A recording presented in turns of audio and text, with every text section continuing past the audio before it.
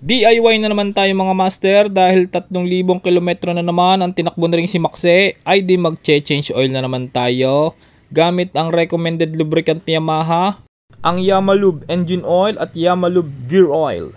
Kailangan lang natin ng 17 socket, 12 socket, plais, tsaka bagong planggana na pangsahod sa lumang langis.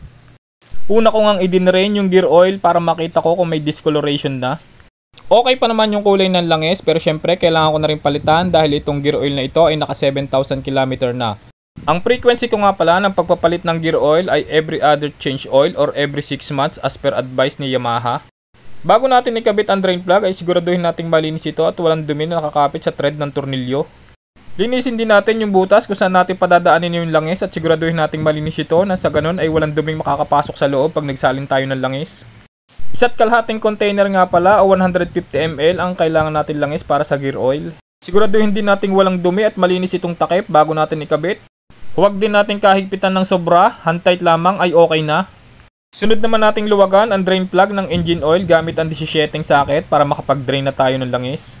Sa 3,000 km nga ay ganito na ang kulay ng aking engine oil kaya naman sinisigurado ko na ito ay mapalitan every 3 months o every 3,000 km, alinman ang mauna sa dalawa. Tanggalin din natin yung cover sa ibabaw nang sa ganun ay mailabas niyan lahat yung natitirang langis sa loob. Huwag natin kalimutang i-check ang kondisyon ng ating oil filter, pati yung o-ring sa plug, at kung meron mang itong damage ay palitan na natin ito nang maiwasan yung oil leak. Siguraduhin nating malinis ang surface ng drain port bago natin ikabit yung plug cover, nang sa ganun ay lumapat ng maganda yung ating o-ring. Sunod natin linisin yung butas kung saan natin padadaanin yung bagong langis bago tayo magsalin. Ito nga pala yung ginagamit kong langis, ang recommended ni Yamaha, ang Yamaha Yamalube. Wala namang issue kung ibang langis yung ginagamit nyo, ito lang siguro yung nakasanayan ko mula pa nung binili ko yung motor ko. Linisin din natin yung ating oil stick bago natin ibalik at ito na nga tapos na tayong mag-change oil, kaya naman testing na tayo. Huwag nga pala natin kalimutang i-reset yung oil trip natin nang sa ganun ay mamonitor natin kung kailan tayo sunod na mag-change oil. Alam nyo ba na yung regular na pag-change oil ay napapahaba nito yung buhay ng motor natin at naiiwas din tayo sa malaking gastos? Kaya wag na tayong manghinayang mag-change oil every 3,000 km o every 3 months para din naman sa atin yon. Iwas malaking gastos na, iwas abala pa sa biyahe.